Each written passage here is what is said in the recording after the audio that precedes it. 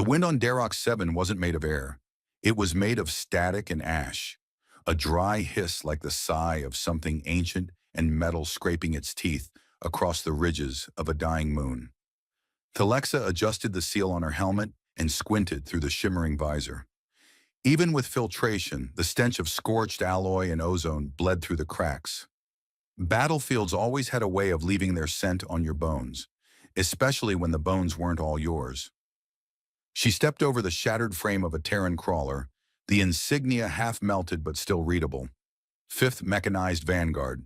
The crew had gone out with style, or maybe just noise. Her boots sank half an inch into the dusty gray crust with each step. Somewhere behind her, a plasma cannon detonated, throwing up a slow-motion column of violet flame that stretched toward the planet overhead like it was trying to slap the sky. The planet didn't care. She did. Her comms crackled with half-words from command. Coordinates, warnings. One very enthusiastic Liarani infantryman demanding backup while also describing his last bowel movement. Thalexa muted it. Priorities. She crouched behind the twisted remains of a railgun turret and pulled up her map. The signal was close. Too close. An energy signature not matching any side, buried in a chasm that didn't exist last week. A few seconds of analysis showed anomalies. Time distortion, quantum bleed, inverted particle drag. All the fun stuff you wanted to see right before your atoms turned inside out. She tapped the edge of her helmet, activating full scan. A heartbeat passed. Then another. The scanner chirped once, and then the ground exploded. She was airborne for 2 seconds. Enough time to think, well, this sucks, before she slammed into the crater's slope and rolled down like a sack of cursed groceries. Her suit took the hit, but her pride got roadkill treatment.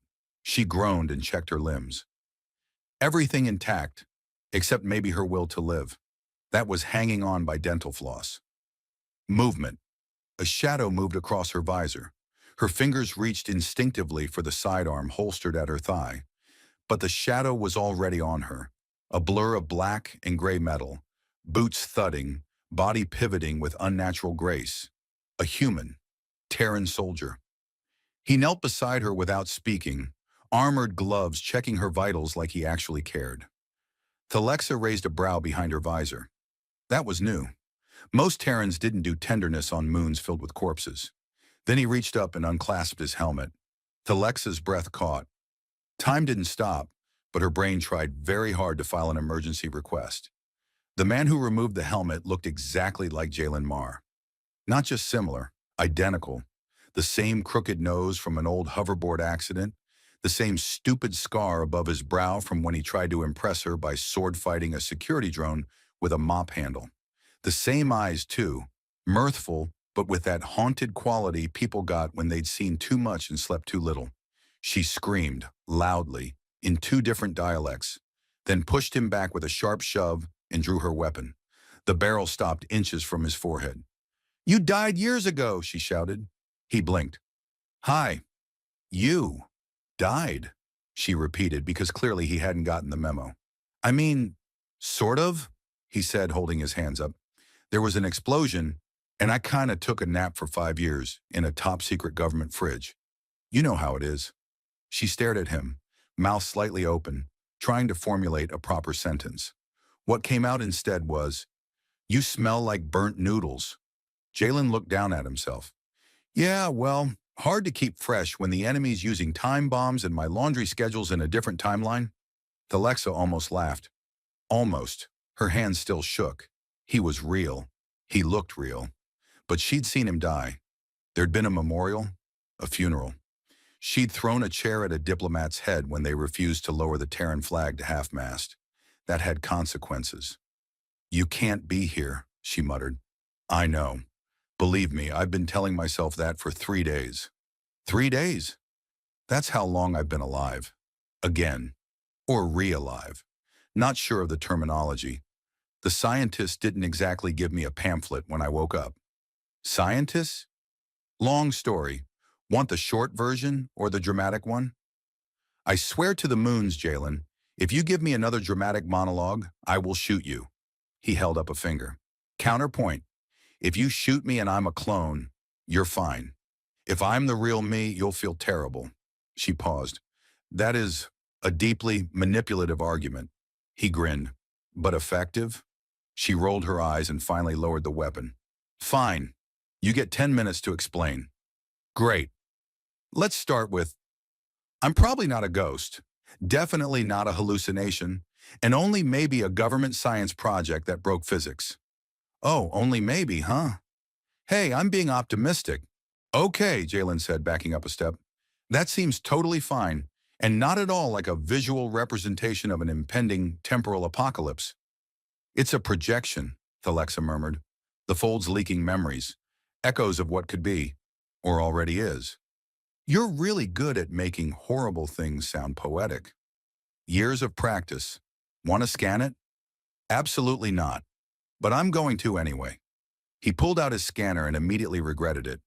The device beeped 3 times, spun in his hand, and displayed an animated gif of a cat falling off a hoverbike.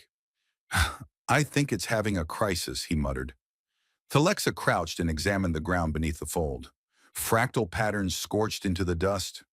Symbols older than both their species, twisting and shifting when stared at directly. One looked vaguely like a coffee mug. She hoped that wasn't significant.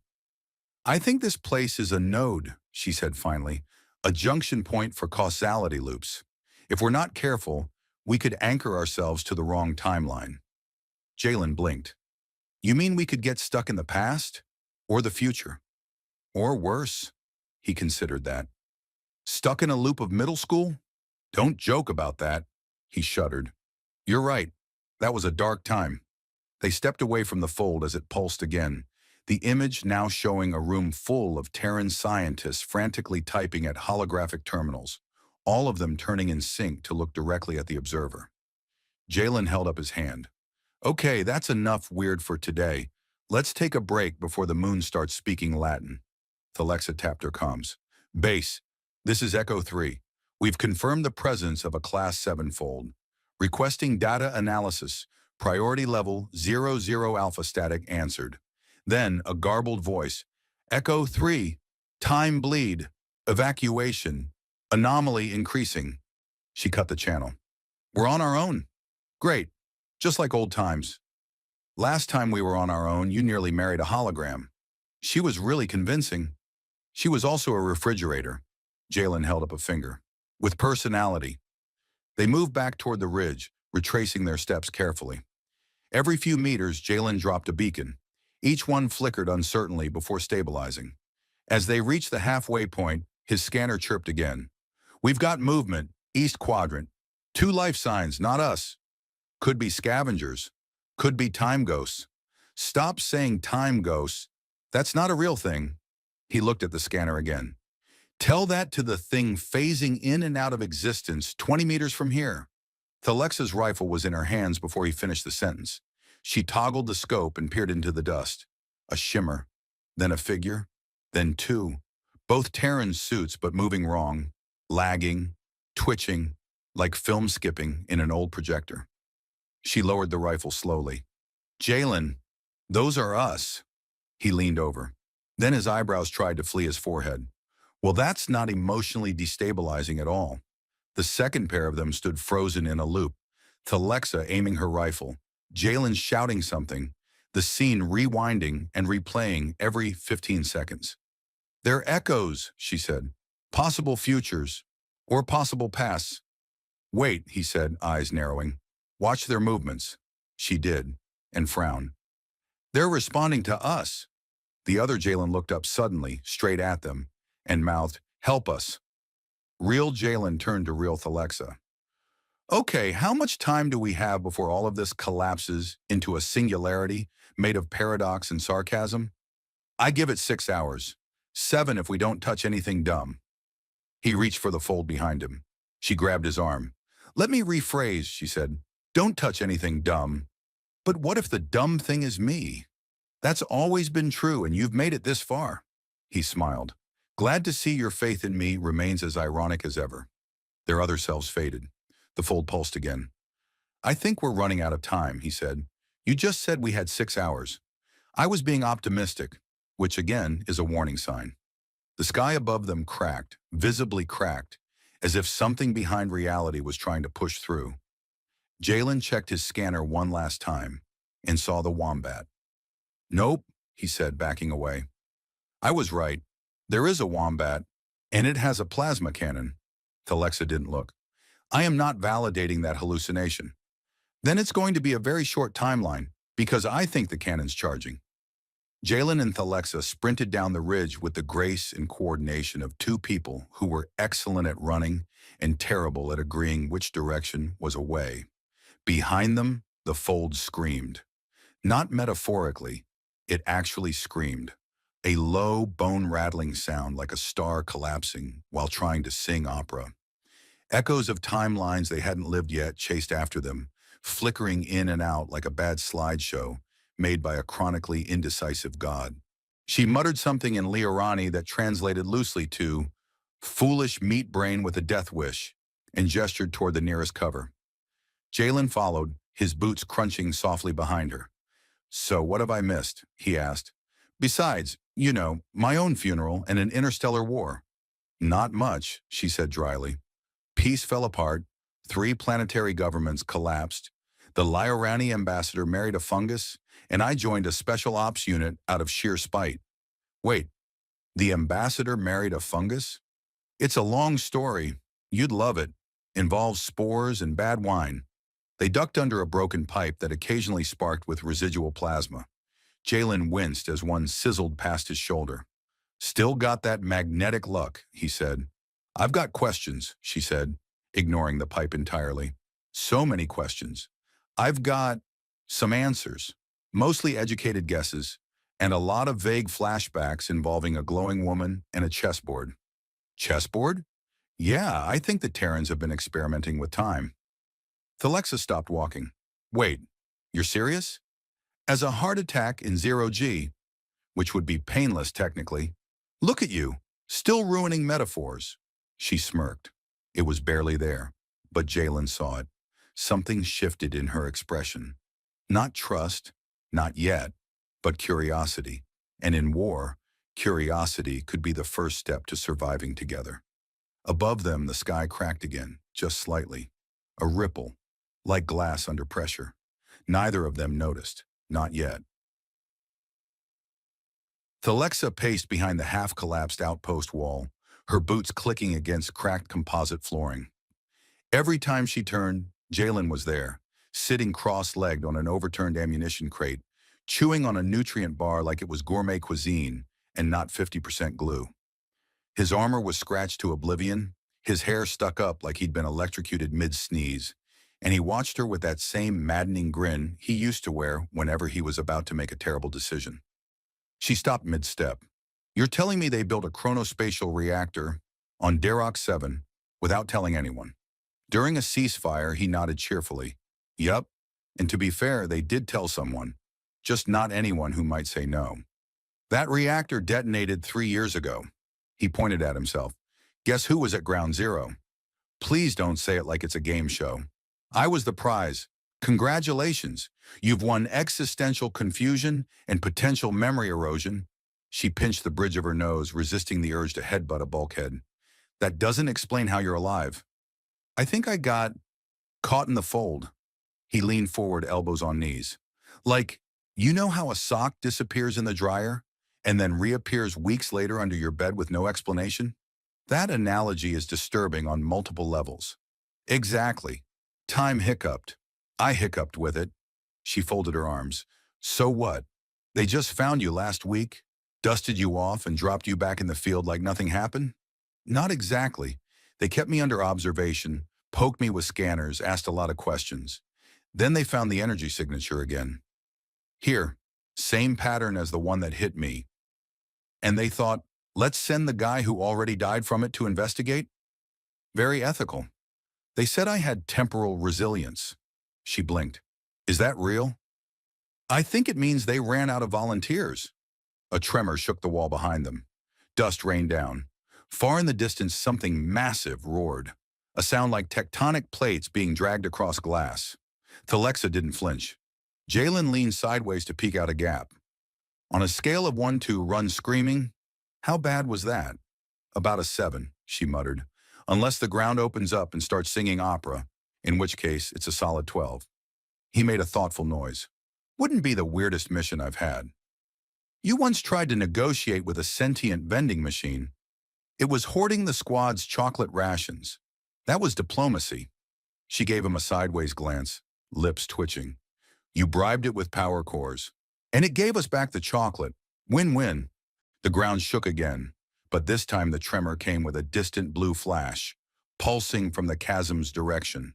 Thalexa's visor flickered with interference, briefly displaying a string of corrupted coordinates before correcting itself. That's the same signature as last time, Jalen said, tapping the display on his forearm. Only stronger. What's the reading? Off the charts. That's not helpful. I mean, it literally ripped the chart. The screen cracked. She exhaled slowly. We need to get closer. Find the source. You still don't trust me, do you? She looked at him, long and hard. You died. I mourned you. I screamed at your hologram. I punched a crater into a steel wall because you were gone. He opened his mouth and shut it. So no, she said, voice softer. I don't trust you. Not yet. But I remember how you fought, how you thought, and how you never could resist poking at things that glowed ominously. He smiled faintly. Guess I'm still me. For better or worse. They packed quickly. Her rifle, his weird new time-modulated scanner, a thermal disruptor, and a couple of protein bars shaped like disappointed bricks. They set out across the ridge, moving under the cover of debris and ruined structures. The battlefield was quiet now. Not peaceful, never that, but caught in the kind of silence that makes your skin itch. Like the moon itself was holding its breath. Halfway there, Jalen tripped over what looked like a helmet with legs. Okay, that's definitely not standard issue, and he said, picking it up. It's Varnai Tech, autonomous recon unit, designed to explode if you insult its mother. Should I put it down? Gently, and don't say anything rude. He eased it onto the ground. The tiny machine twitched once and went still. Maybe it's dead, he said, or playing dead, like a murderous space possum. He gave it a wide berth after that. They reached the crater's edge just as another pulse rippled through the atmosphere. This time it wasn't just light, it was sound, a harmonic frequency that tickled their bones and whispered secrets they couldn't quite hear. Thalexa winced. Jalen's teeth chattered like he'd just licked a frozen pipe. This is it, he said, checking his scanner. The fold point, it's fluctuating. What's inside? He hesitated. I think it's leaking time. That's not a sentence people should say casually. No argument here. They descended carefully, rocks sliding beneath their feet. The crater glowed faintly at the bottom, a fractured tear in reality hovering inches above the ground. Shapes moved within it, ghostly reflections, familiar and wrong. Thalexa saw her own face, younger, angry, screaming at a figure just out of frame. Jalen's hand touched her arm. I think that's when I died, he said quietly. She turned. Then why are you here now? I don't know, but I think this place isn't done with me. They stood in silence a moment longer. Then a new figure appeared in the fold. Jalen again, but older, scarred, eyes dim.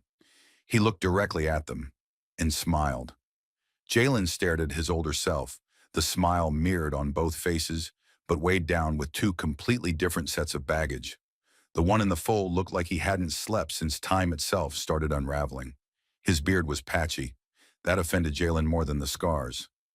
Is that me? He whispered. Thalexa didn't answer. She was too busy analyzing the fold with her visor's quantum lens, reading impossible data streams that made her visor beep in protest. Her HUD was practically screaming. Temporal density, reality drift, causality stress fracture. The words weren't just bad, they were catastrophic in 3 languages. The older Jalen raised one hand and pointed at them. Then he opened his mouth and shouted something, but no sound came out. What did he say? Jalen asked. Looks like the fold's distorting audio. Thalexa frowned. Try reading his lips. Jalen leaned forward, squinting. Then he straightened abruptly. I think he said, whatever you do, don't trust the wombat. She gave him a long look. I mean, Maybe wombat was a metaphor. Jalen? Okay, fine. It was probably don't trust the woman, which is either really sexist or really confusing, given you're the only woman here and I'm already moderately terrified of you. I'll accept moderately terrified. It's the proper setting. The fold shimmered again, and older Jalen was gone, replaced by an image of a ruined city that neither of them recognized. Sky fractured like broken glass, buildings suspended mid-collapse, and a giant clockwork heart hovering above the wreckage, ticking backward. Jalen tripped over his own foot, rolled once, and came up gasping. Okay, suggestion. No more folds. Telexa, who had maintained impeccable posture the entire time, didn't even look winded. It's not the fold, it's the feedback. Something you said must have triggered a resonance. I said not to trust the wombat. That's your takeaway? That wombat had a plasma cannon. She turned sharply, dragging him into the shelter of a collapsed shuttle. The wreckage groaned but held, shielding them from the increasingly aggressive distortion creeping across the moon's surface. Jalen leaned against a strut and tried not to throw up. I don't get it, he said between breaths. You said these folds are unstable, but this one's actively trying to eat the timeline. That doesn't feel accidental. It's not, she said. This isn't a natural fold. It's manufactured. He blinked. Wait, someone built a time-folding reality paradox wormhole on purpose? They didn't build it here, she corrected. They tore it open from somewhere else. This moon is the anchor. Whatever's on the other side is controlling the aperture. Why would anyone do that? She didn't answer, but the look in her eyes said she had a theory, and she really didn't like it. Before Jalen could ask again, the comms crackled. Then a voice, faint but familiar. Echo 3. This is Relic Command. Anomaly stabilized. Extraction team en route. Jalen sighed with relief. Finally, reinforcements. The voice changed. Same pitch, same cadence, but not the same message. Echo 3. Cease resistance. Temporal correction in progress. Your presence violates compliance codes. Surrender for reclassification. He stared at the comm. Did the rescue team just threaten to reclassify us? Alexa snatched the comm and shut it off. That's not Relic Command, she said. You think? That's a mimic feed. Someone's overriding standard channels with a false signature. Very few people can do that. Jalen frowned. How few? 3, and 2 of them are dead. And the third? She gave him a long, unreadable look. What? He asked. You are. He laughed, then stopped, then blinked. Wait, are you saying I'm the third person capable of faking a high-level military signal? You were, she said, before you died. Okay, I know I'm not a scientist, but I feel like that creates a bit of a paradox. Only if you're still alive, which I clearly am. Are you? He stopped again, looked at his hands, flexed them. They worked. He was breathing. He had a pulse. But that scream from the fold, that wasn't just noise, that was recognition. Like the fold had seen him and known something he didn't. I don't remember dying, he muttered. You wouldn't, she said. Not if the fold pulled you in before the moment collapsed. You're not helping. I'm not trying to. He sat down. So what? I'm a clone? A copy? A sentient hallucination? She crouched next to him.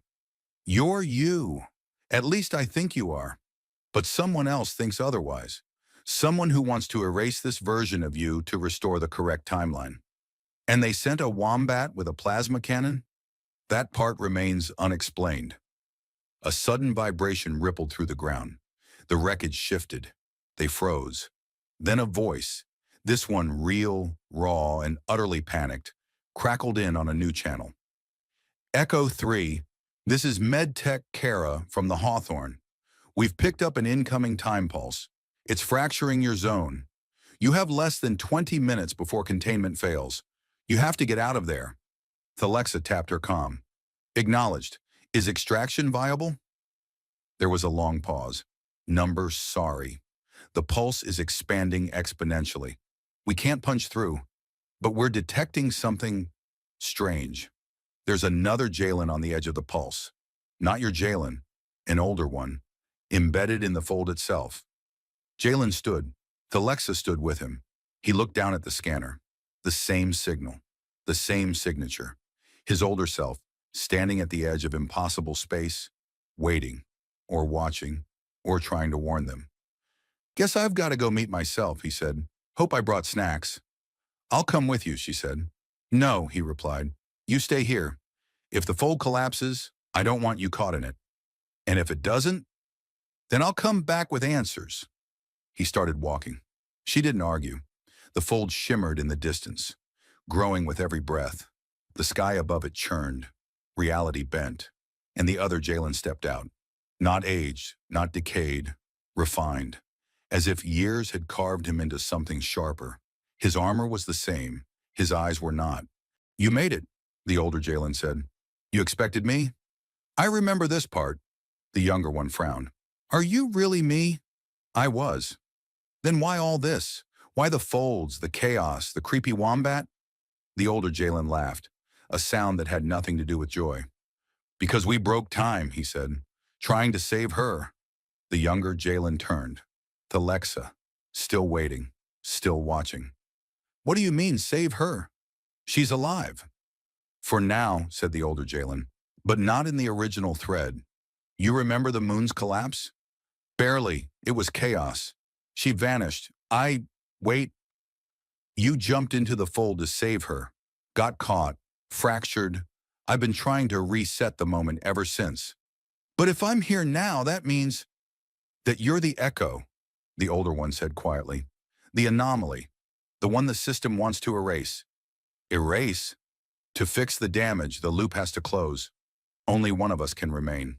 The younger Jalen stepped back. "You want me to die?" "I want her to live." They stared at each other. Two men, one timeline, and a decision that would rewrite the stars. "You're serious," he must said the younger Jalen, staring at the man who wore his face like a ghost in polished armor. "You want me to just poof? Step aside and let the original version win, like this is a time-traveling game show?" The older Jalen didn't blink. "It's not about winning. It's about stabilizing the thread. If we both exist, she dies in all of them. She's alive right now. Because this version of the timeline is incomplete, it's unraveling around her. You felt it, didn't you? The scream? The way the fold recognized you? Time's trying to auto-correct with extreme prejudice. Well, maybe time should back off and let me enjoy a sandwich before erasing me? That's not how this works." Younger Jalen paced in a tight circle, muttering about how quantum mechanics needed to get a hobby that didn't involve assassination. "So either I get absorbed into you or imploded by cosmic bureaucracy." "Excellent." "It's not all bad," the older one said. "You're not dying. You're merging. Your memories, your choices, your experiences. Do I get to pick which ones? Because I'd really like to delete the time I tried to flirt with Alexa by quoting 21st century poetry and accidentally compared her ears to satellite dishes. That memory survives in all timelines." "Oh, good." From behind the ripple where the fold shimmered like oil on black glass, Alexa's voice rang out. "Are you two done emotionally arm wrestling yet?" Jalen turned, startled. "How are you in here? I told you to wait." "You did," she said, stepping through the distortion, with her boots sizzling faintly on fractured time. "And then I ignored you, because I don't listen to people who die inconsistently." "You're going to get temporally scrambled." "I already am. My DNA's been exposed to 3-time anomalies, 1 paradox field, and you're cooking. I'll survive." She turned to the older Jalen, who gave her a quiet nod. "You told me once," she said, "that I was the reason you stepped into the fold, that if saving me meant breaking the rules, you'd do it every time." "I meant it," he replied. "Then why are you making this choice alone again?" He hesitated. The younger Jalen squinted. "Wait, what are you saying?" She stepped between them, folded her arms, and said the most terrifying sentence in the known universe.